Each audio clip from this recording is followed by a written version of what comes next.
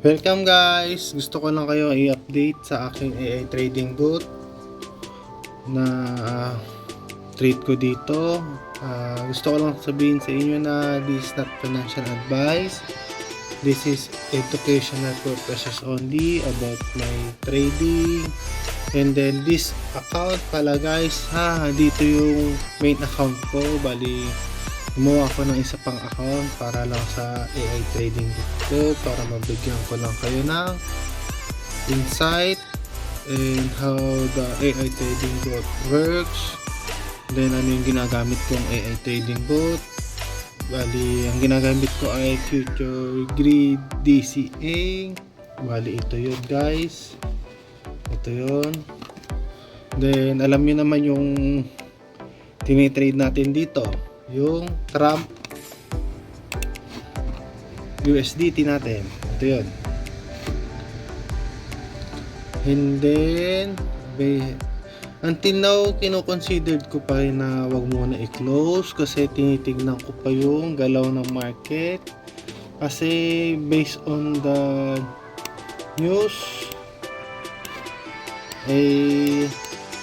medyo maganda rin naman ang nangyayari.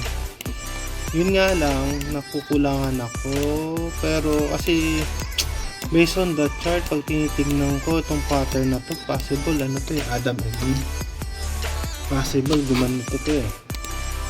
Kung tama ako, Adam and Eve. Yan.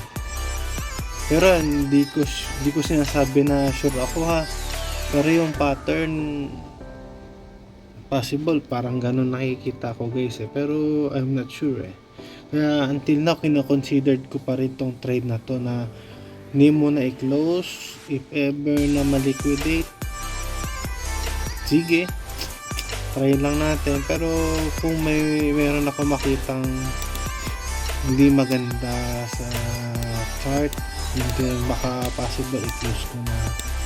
Then wait natin yung panibagong entry natin. Yun lang. Wala pa kasi ako nakikitang magandang entry na pwede ko i-consider na kasi tumulo tayo dito, then na bounce play ulit.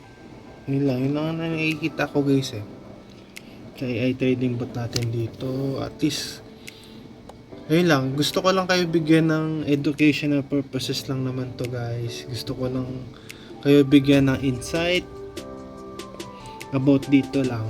Kaya gumawa ko ng ganitong content para sa inyo. Alam kong risky, pero alam ko para sa inyo guys. Ayun, bali down tayo ng negative 2, parang 2 na rin yan yung PNL ko dito. And then baka magdagdag ako ng isa pang trade pero I'm not sure kung ano nakikita ko. Pero naghahanap pa ako ng pwedeng i-entryhan in the long run. And then let's see, hindi ko pa sure. Yun lang, gusto ko lang i-share lang to. Pero tingnan natin, hindi kasi ako masyado nagtitrade ng ng altcoin guys. Bilang lang talaga, kung mag-trade ako, bilang lang talaga yung altcoin na sinisilip ko. Ayun lang, ang paborito ko lang talaga na altcoin dyan yung dati nung bago ako XRP, then nung nagkakaso nung 2020 December yun malis ako, naghanap na iba, nakita ko si Tron. Maganda rin naman yung Tron. Wala akong masabi sa Tron. Then yun yung trade ko nung pre-bull run pa lang tayo. Nag-trade ako noon, nag all time high siya, binenta ko rin. Then Floki, since day 1 andyan na ako kay Floki, inarag pull siya. Since day 1 andyan na ako talaga kay Floki. Then nung nagbumomba siya, binenta ko rin kasi profit na rin. Then Shiv, Di ko makakalimutan si Shib. Si Shib nagbigay sa akin ng daan para maging seryoso sa trading. Yan lang. Then BTC. Hindi mawawala si BTC. Kahit anong mayari, BTC pa rin. Ethereum, di ako masyado nag-trade sa Ethereum kasi gawa ng hindi ko lang talaga siya feel i-trade.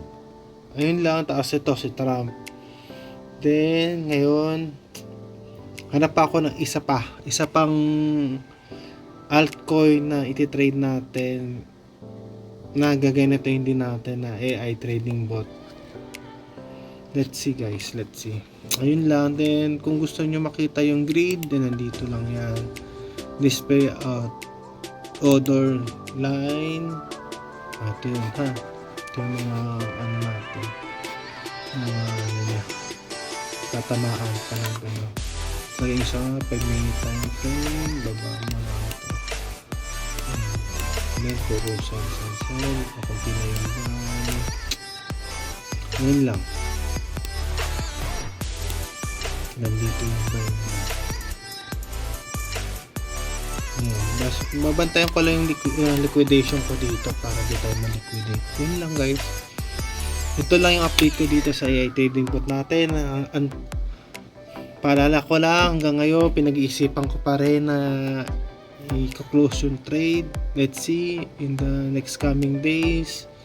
Tingnan natin yung galaw ng market, pero at least kahit paano hindi sa sumabay ang market, ang crypto market sa sell off sa stock market. Halos ang laki na rin pala, no? 10 trillion ang nawala sa stock market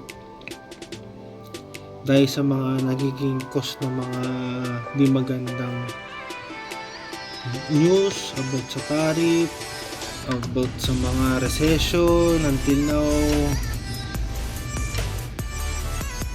hindi malaman, tapos may nagkakagera pa, tapos nagkakagulo pa guys. Ayun lang guys, basta always remember, trend is your friend. Bye bye.